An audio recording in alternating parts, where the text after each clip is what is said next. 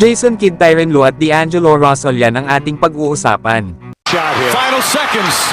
Bryant for the win. Bang! Jason Kidd kinukonsidera naman ng Los Angeles Lakers bilang ang kanilang susunod na head coach. Alam naman daw natin na isang may experience na coach itong si Jason Kidd. Lalo at nakasama na nga nito na maglaro itong sila Kobe Bryant at LeBron James sa Team USA.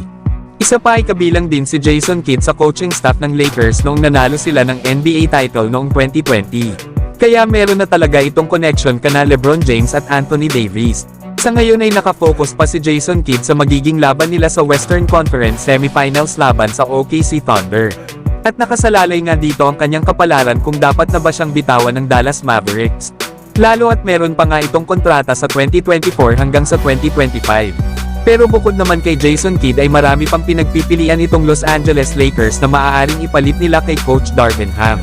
Na dito nga ay mukhang haharangin ng Los Angeles Clippers itong Lakers para makausap nila si Tyronn Lue.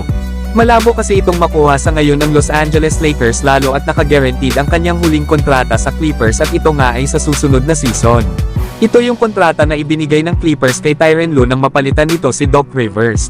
Nag-sign nga si Tyronn Lue ng 5-year contract simula 2020 hanggang 2025. Kaya naman ay maaari lang makuha ng Lakers si Tyronn Lue kapag binitawan ito ng Los Angeles Clippers. Alam naman natin na isa na namang disappointed season ang nangyari sa kanilang kupunan. Matapos silang matalo sa Game 6 laban sa Dallas Mavericks. Kaya tingnan natin mga idol, kung ano ba ang balak dito ng Clippers kay Coach Tyronn Lue. Samantalang D'Angelo Russell binigyan naman ng mabigat na parusa ng NBA matapos ang mga sinabi nito sa Game 5 laban sa Denver Nuggets. Pinagmumulta nga si D'Lo ng $25,000 matapos ang hindi magandang sinabi nito sa mga officials. Pangalawang beses na kasi itong ginawa ni D'Angelo Russell. At ang una nga ay sa Game 2 na kung saan ay may mga sinabi din si D'Lo na hindi magaganda sa officials. Lalo at reklamo nga nito ay tinamaan daw ni Michael Porter Jr. ang kanyang ulo matapos sana ang layup attempt ni D'Lo. Tumawag naman ng foul ang mga referee ng oras na yun kaso nag-challenge ang Denver Nuggets. Na matapos naman itong ma-review ay binawi ng mga referee ang kanilang tawag at ibinigay ang possession sa Denver Nuggets. Na dito nga ay idinaan ni D'Angelo Russell ang sama ng loob niya sa social media sa mga referee. Na para kasi kay D'Lo ay foul naman talaga ang ginawa ni Michael Porter Jr. Malaking bagay din kasi yung mga idol lalo na kung nakakuha si D'Lo ng free throws.